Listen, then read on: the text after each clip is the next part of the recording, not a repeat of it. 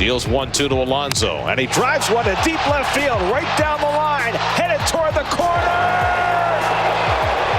Home run! Oh, boy. And Alonso ties the game. Pete Alonso last night, the Mets rookie in the 8th against Washington. Watch the reaction as he hopes it stays fair. Little Carlton Fisk-like, perhaps, and then the reaction to the crowd there. Alonso with a big home run. The Mets ended up winning the game. Bill and Alan, and we say hello to Danny Knobler, who writes for Bleacher Report and also is the author of this book called Unwritten Rules.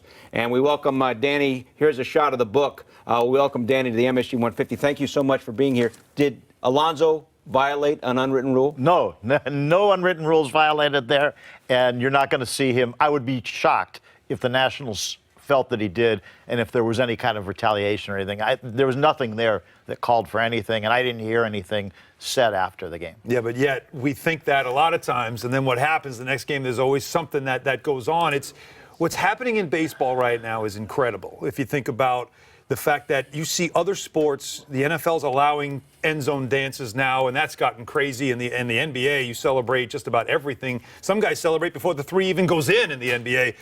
Baseball is still kind of, the NHL even, which is a lot of humble players, raising sticks and celebrating goals. In baseball, it's like put your head down, just run the bases, and then don't get anybody upset. What is going on in this? You know, Alan, here's the thing. You're right, there are people who still believe that. But there's much more done now and much more allowed now, much more accepted now than there's ever been. And even from the top, and I would hate to see baseball ever go where the NFL does and put celebrations in the actual rule book of what you can do, when you can flip your bat. That's ridiculous. No, you can do what your team and the other players feel is okay. And that changes over time, and it's already changed.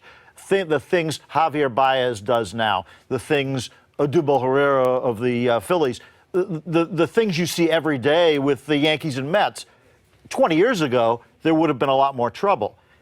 It has changed. It is changing along with society. But anytime you have change, there will be some people who will pull back and fight back on it. But right from the top, you see the let the kids play promos from MLB, from the commissioner's office last fall and then again this spring. There's an understanding that this is where baseball needs to go to attract that next generation of fans because people want that. Is that the premise of the book here, Unwritten Rules, that they have to maybe lessen some of the traditions? Absolutely. And that they already are. And that the players you see and the celebration of players you see. I wrote last year for Bleacher Report about Javier Baez, who at the Little League World Series last year, when they surveyed all the kids, he was the #1 most popular player among all the major leaguers. It helped there was a team from Puerto Rico there, but he's really popular among American kids from around here too, and because of the way he plays. And when I went to do that story, I talked to Chris Bryant, and Chris Bryant notoriously, just like Aaron Judge, never flips his bat, never sits and admires his home runs. But Chris Bryant said, I love what Javier Baez does because for him it's genuine. He said, I couldn't do what he does because it's not my personality, just like he couldn't do what I do. It's not his personality to tone that down all the way. It has to be done within the structure of the game. It's 162 games. You can't be like the NFL. It's not once a week. However, you can have fun, and you can be seen to be having fun. The Judge did walk by the Red Sox clubhouse playing New York, New York, though. So there's still a little bit of that in him, but not on the field.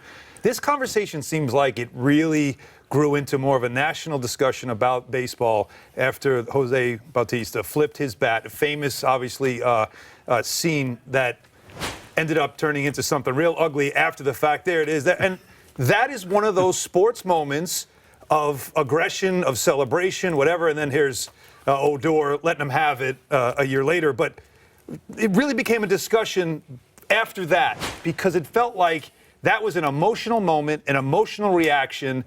And why should he be punished? Why should he have to face that type of fun police retribution?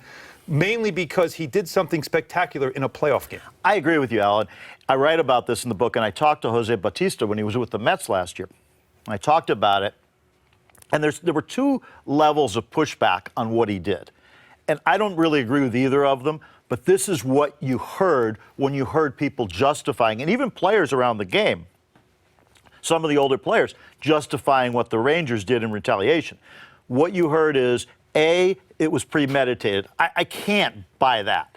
That good? How do you, that you know Hey, you're going to when I hit a home run, to win a playoff game. I mean, nobody can argue that it wasn't a situation that called for celebration. A huge home run in a huge playoff game. That it had plenty of things going on before. The other one you heard was that he turned towards the Rangers dugout as he flipped the bat. I watched that tape, I don't know how many times.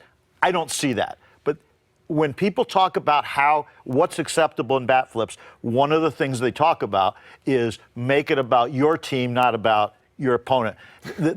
He's supposed to throw it across the field. Well, no, it's a matter. And actually, this year there was a big stink about Tim Anderson of the White Sox, and one of Tim Anderson's defenses, and I thought it was a very legit defense, and you see Tim Anderson very dramatically threw his bat towards the White Sox dugout and turned to the White Sox dugout, like, I'm not shoving it in your face. Yeah.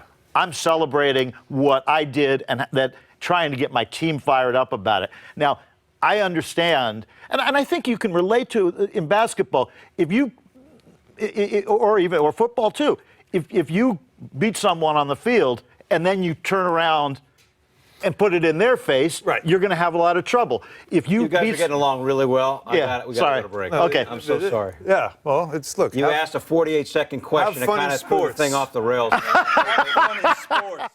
For more great videos from the MSG 150, check out right there. And remember, our show is on Monday through Thursday, 8 to 10:30 p.m. on MSG Network and MSG Go.